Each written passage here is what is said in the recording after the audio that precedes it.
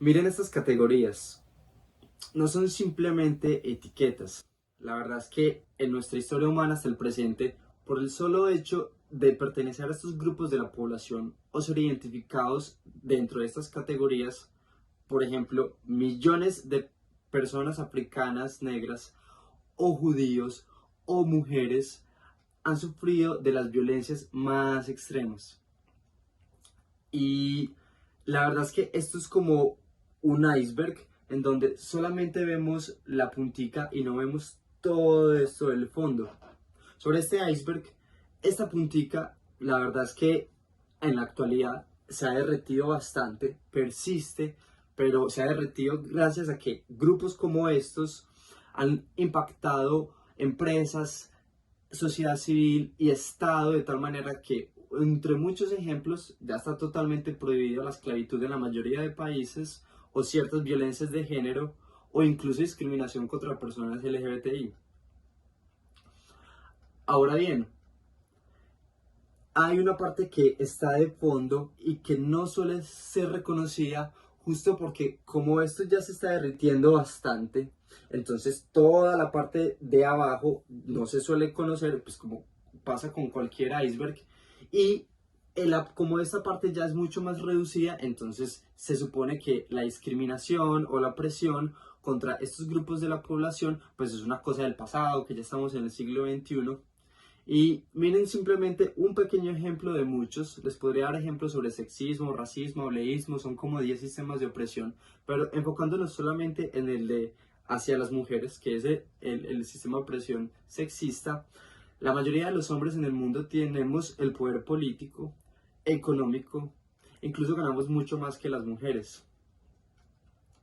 Y esta pirámide se sostiene justo porque cuando pertenecemos al grupo de privilegio, y cuando digo privilegio no es como, ay, tan privilegiado, se ganó ese trabajo, se ganó la lotería.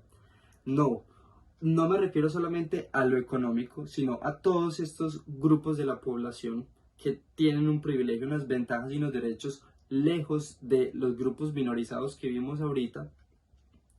Y cuando pertenecemos a ese grupo y nos muestran esa pirámide o nos muestran algún tipo de injusticia o nos dicen que hay una diferencia entre mujeres y hombres que hace que los hombres tengamos más oportunidades, sentimos y pensamos ideas como estas que en últimas nos llevan a rechazar y decir eso no pasa.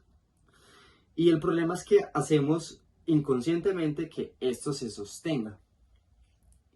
Y no los quiero juzgar, justo porque uno, todos pertenecemos a alguno de estos grupos de privilegio, a menos de que sea una de las personas más desventajadas del mundo, como esta mujer trans, empobrecida, indígena, con una creencia que es censurada y que además está en situación de discapacidad o diversidad funcional.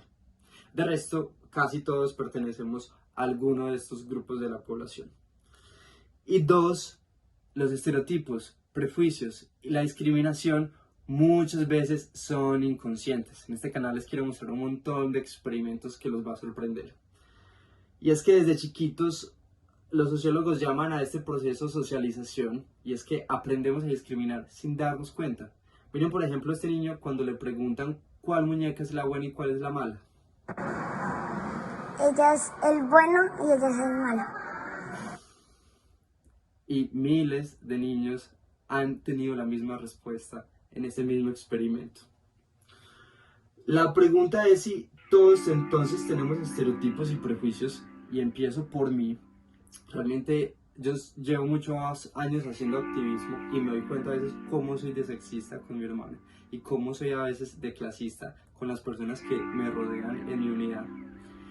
Y lo digo es para exponerme y mostrarme como ejemplo de que realmente todos discriminamos. Y la primera pregunta que hay que hacernos para explorar estas incomodidades es si discriminar y tener estereotipos es necesariamente algo malo.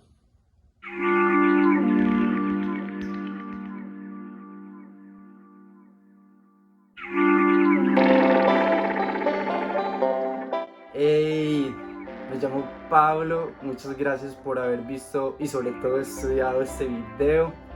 denle like o suscríbanse para que el algoritmo de YouTube les envíe más contenidos sobre cómo funciona la opresión, qué es eso de la discriminación, qué es el feminismo, qué es el racismo y cómo se combinan todos esos temas que a veces son tan complicados, como también para que les llegue herramientas que yo uso en mi cotidianidad de mi espiritualidad, como el mindfulness, la meditación, el yoga kundalini, la biodanza, que me han permitido ir a ese incómodo emocional que muchas veces no quiero ver y que es difícil de aceptar, como también me permite estar alerta, no juzgar aquello que veo en mí o veo en otros y desde ahí transformarme y transformar mis entornos.